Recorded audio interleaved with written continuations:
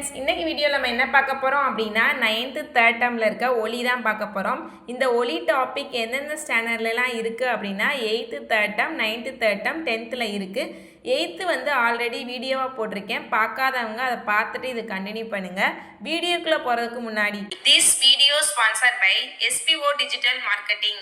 SPO வந்து ஒரு part time job. இதில் வந்து நீங்கள் பேசிக்கான இன்டர்நெட் நாலேஜ் இருந்தால் நீங்களும் ஜாயின் பண்ணலாம். இதில் எந்த மாதிரி ஒர்க்கெல்லாம் இருக்கோ அப்படின்னா ஃபேஸ்புக், இன்ஸ்டாகிராமில் வந்து பிக்சர் ஷேர் பண்ணுறது, கண்டென்ட் ஷேர் பண்ணுறது, அந்த மாதிரி ஈஸியான ஒர்க்கு தான் இருக்கும். நீங்களும் இதில் ஜாயின் பண்ணணும்னா நான் ஸ்க்ரீனில் ஒரு நம்பர் தரேன், அதுக்கு வாட்ஸ்அப் பண்ணுங்கள்.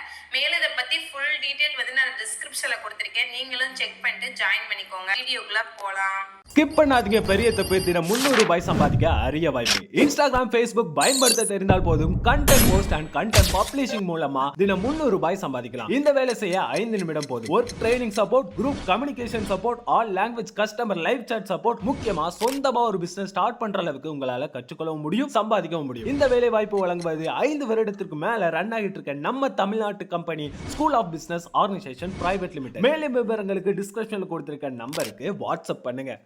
வாங்க இந்த லெசனில் என்னென்ன இம்பார்ட்டன்ட் பாயிண்ட் இருக்குன்னு பார்க்கலாம். அதை மட்டும் நீங்கள் படித்தாவே குரூப் 4க்கு உங்களுக்கு போதுமானதாக இருக்கும். ஃபர்ஸ்ட் பாயிண்ட் பாருங்கள், ஒலி அலைகள் வெற்றிடத்தில் பரவ முடியாது. ஓகேவா, அதுக்கு வந்து ஒலி அலைகள் வந்து ஊடகம் தேவை, அதுக்கு தான் சொல்லியிருக்காங்க. அதுக்கப்புறம் முக்கியமான கொஸ்டின் என்ன அப்படின்னா, வீச்சு அதிர்வு பொருளின் வீச்சு அதிகமாக இருந்தால் ஒலி உரைத்த ஒலியாகவும், பீச்சோட சவுண்டு வந்து கம்மியாக இருந்துச்சுன்னா மென்மையான ஒலியாகவும் இருக்கும். பீச்சரோட எஸ்ஐ அலகு என்ன அப்படின்னா மீட்டர். இது ரொம்ப முக்கியமான பாயிண்ட், அதனால் நோட் பண்ணி வச்சுக்கோங்க. அடுத்த சைடில் பாக்ஸில் பாருங்கள், அதிர்வெண்ணிற்கான எஸ்ஐ அலகு வந்து ஹெட்ஸு, அவரோட பேரில் தான் வழங்கப்படுகிறது. இப்போ வந்து ஒலி வந்து கேட்கும் ஒலி வந்து 20 ஹெட்ஸ் டு 20,000 ஹெட்ஸ் வரை இருக்கும். 20 ஹெட்ஸுக்கு கீழே போனால் அதுக்கு பேர் கொற்றொலி, 20 ஹெட்ஸுக்கு மேலே போனால் அது மீ ஒலி அப்படின்னு சொல்கிறாங்க. அடுத்து அலைவு காலம், அதோட எஸ்ஐ முறை என்ன அப்படின்னா வினாடி, அந்த பாயிண்ட் ரொம்ப முக்கியம். அடுத்து அலைநீளம், அலைநீளத்தோட எஸ்ஐ அலகு மீட்டர்.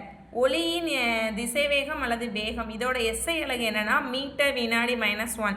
ஃபிசிக்ஸை பொறுத்தவரை இந்த அலகு பயன்பாடு இதிலிருந்து தான் கொஸ்டின் கேட்பாங்க, அதனால் நல்லா பார்த்துக்கோங்க. அடுத்து வந்து கீழே வந்து அந்த படத்தில் பாருங்கள், ஒலியின் செறிவானது 120 டெசிபலை விட அதிகமாகும் போது அது வலியை ஏற்படுத்தும். 90 டெசிபலை விட அதிக செறிவுடைய ஒலியை நீண்ட நேரம் கேட்கும் போது கேட்டல் திறனில் பாதிக்கும், அதாவது காதில் வந்து ஏதாச்சும் கோளாறு ஏற்படும் சொல்கிறாங்க. அந்த பாயிண்ட் வந்து ரொம்ப முக்கியம். அடுத்து ஒலிச்செறிவினோட அலகு வந்து டெசிபல். ஓகேவா, அது யாரோட பேரில் வழங்கப்படுது அப்படின்னா அலெக்சாண்டர் கிரஹாம் பெல் என்பவர் நினைவாக தான் இந்த பேர் வந்து வச்சுருக்காங்க, அது ரொம்ப முக்கியம். அடுத்து வந்து வேகத்தோட ஃபார்முலா பாருங்கள், கடந்த தொலைவு பை காலம், அது வந்து ஆல்ரெடி குரூப் 4ல் கேட்டிருக்காங்க, அதனால் அந்த பாயிண்ட் வந்து நல்லா நோட் பண்ணி வச்சுக்கோங்க. அடுத்து முக்கியமான பாயிண்ட் என்ன அப்படின்னா, ஒலியானது காற்றை விட 5 மடங்கு வேகமாக நீரில் பயணிக்கும், அந்த பாயிண்ட் ரொம்ப முக்கியம். ஓகேவா, 1000 கிலோமீட்டர் தொலைவில் இருக்கும் 2 திமிங்கலம் வந்து ஒன்றோட ஒன்று கடல் நீரின் மூலமாக எளிதில் பேசிக்கொள்ளுமா, அந்த அளவுக்கு சவுண்டு வந்து இருக்குன்னு சொல்லியிருக்காங்க. அடுத்து பாக்ஸில் இருக்கிறது பாருங்கள், ஒரு பொருளின் வேகமானது காற்றின் ஒலியின் வேகத்தை விட அதிகமாகும் போது அது மீ ஒலி வேகத்தில் செல்கிறது. மீயோலி வேகத்துலனா 20,000 ஹெட்ஸுக்கு மேலே போகுதான்.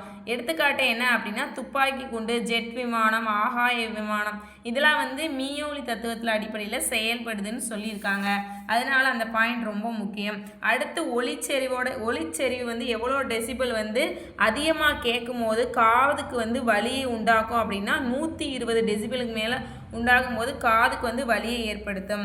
அடுத்த பாயிண்ட் கீழே பாருங்கள், ஒரு வினாடியில் 10ல் 1 பங்கு காலத்திற்கு ஒலியானது தொடர்ந்து மூளையில் உணரப்பட்டு வருகிறது. ஒலி மற்றும் எதிரொலிக்கு இடைப்பட்ட காலம் குறைந்தது 0.1 வினாடியாக இருக்க வேண்டும். எவ்வளோன்னு பார்த்துக்கோங்க. இந்த பாயிண்ட்ஸ் எல்லாம் ரொம்ப ரொம்ப முக்கியம், அதனால பார்த்துக்கோங்க. மீ ஒலியில் பாருங்கள், 20,000 ஹெட்ஸுக்கு அதிகமாக இருந்தால் அது வந்து மீ ஒலி. ஓகேவா, அது எதுக்கெலாம் பயன்படுது, நாயில் வந்து மீ ஒலி யூஸ் பண்ணுறாங்க, வாகனத்தில் பயன்படுது. ஓகேவா, அதோட பயன்கள் வந்து ரொம்ப இம்பார்ட்டன்ட். எதுக்கெலாம் பயன்படுது அப்படின்னா மீயொலி வந்து அலைகள் தூய்மையாக்கும் தொழில்நுட்பத்தில் பயன்படுது. உலோகப்பட்டையிலோட வெடிப்பு மற்றும் குறைகளை மீயொலி அலைகளை கொண்டு அறியலாம். அதுக்கப்புறம் மீயொலி வந்து இதவி வரவி இசிஜி எடுக்கிறதுக்கு பயன்படுது.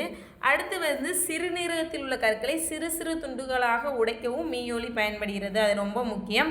அடுத்து சோனார் என்ற சொல் விரிவாக்கம் சவுண்ட் நேவிகேஷன் அண்ட் ரேஞ்சிங். ஓகேவா, அதையும் நல்லா நோட் பண்ணி வச்சுக்கோங்க.